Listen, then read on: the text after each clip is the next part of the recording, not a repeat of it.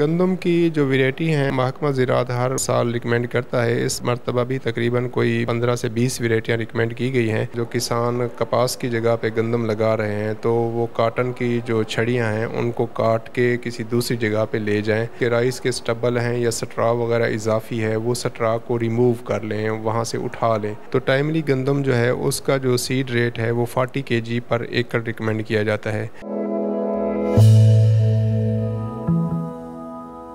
बिस्मिल्लाहिर्रहमानिर्रहीम। अस्सलाम वालेकुम नाज़रीन, AWC एग्री के साथ मैं हूँ आपका मेज़बान ताहिर नदीम।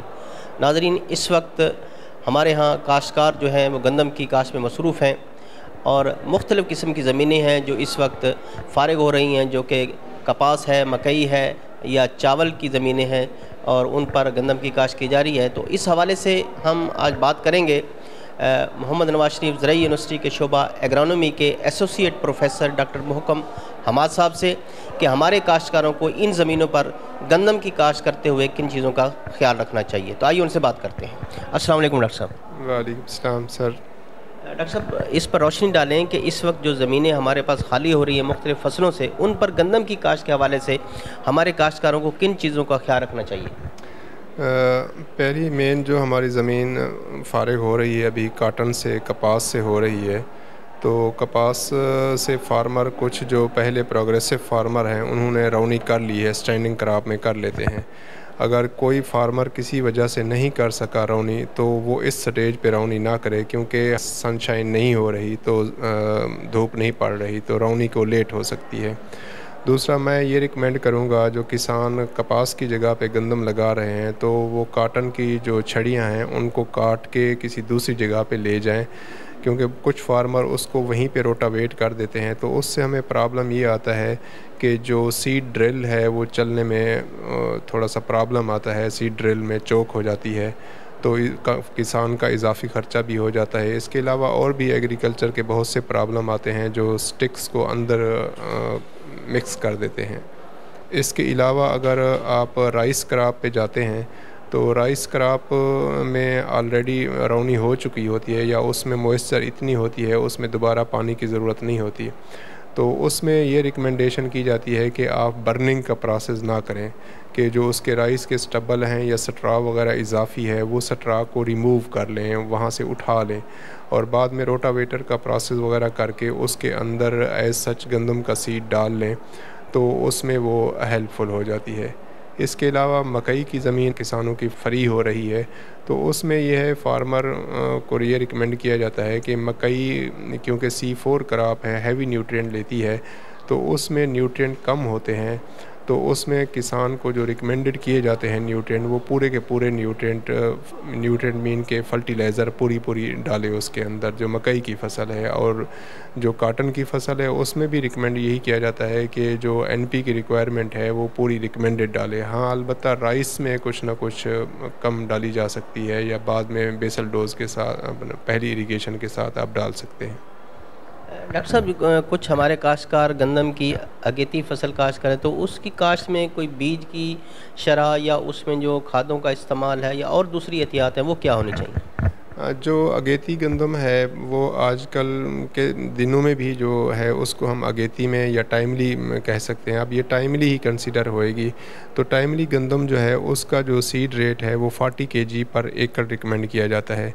तो ये 40 kg तकरीबन जाता है 20 नवंबर तक। अगर 20 नवंबर के आगे किसान जाएगा तो पर डे जो है ना 1 kg सीड इंक्रीज़ करता जाएगा और एंड ऑफ दिस नवंबर जो है ना वो 50 kg पर एकड़ से अबव सीड डालेगा।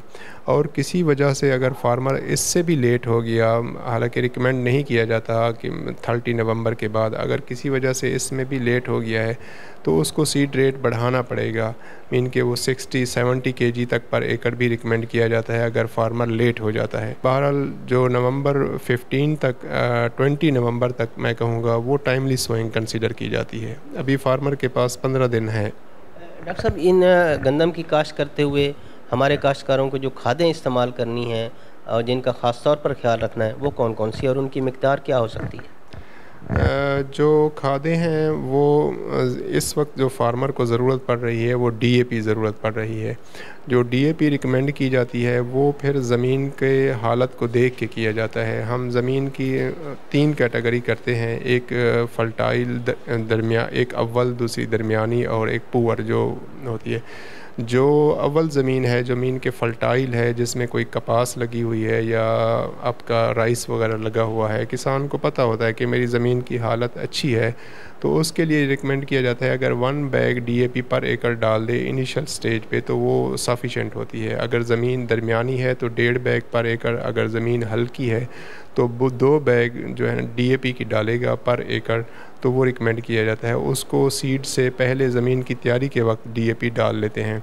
बाद में फर्स्ट इरिगेशन के साथ जब ड्रिलिंग हो रही होती है तो फिर नाइट्रोजन की जो है फर्टिलाइज़र डाली जाती है, वो भी 1 बैग पर एकड़ नाइट्रोजन रिकमेंड की जाती है जो अव्वल ज़मीनें हैं। डॉक्टर साहब, हमारे यहाँ बेशतर बीमारियाँ भी हैं, गो के गंदम की फसल में बहुत कम बीमारियाँ होती हैं, लेकिन फिर भी काश्त करते हुए भी इन बीमारियों से बचाव के लिए कोई तरीक़ाकार इस्तेमाल करना होता है? जो गंदम होती है उसमें हम स्प्रे रिकमेंड नहीं करते, और इसके लिए अगर कोई बीमारियों वगैरह के लिए फार्मर कॉन्शियस है तो उसके लिए जो महकमा ज़राअत वैरायटियाँ रिकमेंड करती हैं तो वो बीमारियों से फ्री होती हैं। ज़्यादातर इसमें बीमारियाँ रस समट वगैरह का आता है, फंगल डिजीज़ आती हैं, वो एंड पे आके आती हैं, लेकिन पंजाब गवर्नमेंट जो है वो वैरायटी ही ऐसी आजकल रिकमेंड हो रही हैं तो उनमें ये प्रॉब्लम नहीं आता। अलबत्ता अगर कोई किसान को है कि मेरी खेत में या प्रॉब्लम आ सकता है, अगर वो प्रोग्रेसिव फार्मर अफोर्डेबल करते हैं तो कुछ फंजीसाइड की ट्रीटमेंट हैं वो आप कर सकते हैं, फंजीसाइड की ट्रीटमेंट। डॉक्टर साहब, आप हमारे काश्तकारों के लिए गंदम की जो वैरायटी हैं उनमें से कोई रिकमेंड करेंगे कि कौन सी वो वैरायटी काश्त करें जो पैदावार के लिहाज से अच्छी हो?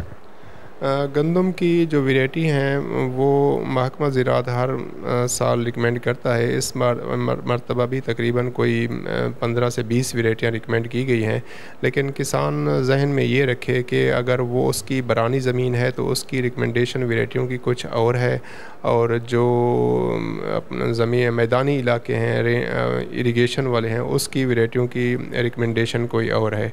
टॉप पे जो वैरायटियाँ आ रही हैं, दिलकश 22 आ रही है, और अरूज है 21 है, सुबहानी है 20, अकबर वैरायटी भी अच्छी जा रही है, बखर स्टार है वो भी अच्छी जा रही है वैरायटी, तो जेंकोल है। ये काफ़ी सारे फार्मर के साथ पास वैरायटियाँ होती हैं, रिकमेंडेड हैं, वो आप इस्तेमाल कर सकते हैं।